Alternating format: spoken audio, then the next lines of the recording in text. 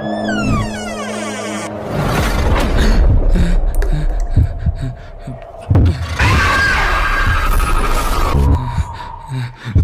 நான் தான் போன வாரம் தூக்கு மாட்டி செத்து போனேன் கோமத்தி.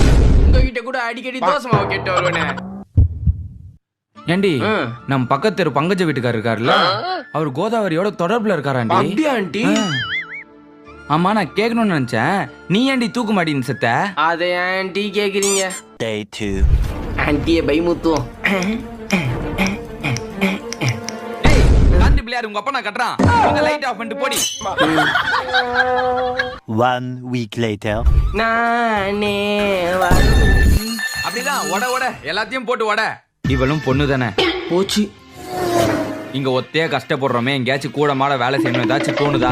சரி செத்து ஆவியா சுற்றுறாளேன்னு வீட்டுல இடம் கொடுத்தா அவளுக்கும் சேர்த்து நம்ம தான் வேலை செய்ய வந்தா இருக்கு. உழைச்சு எலு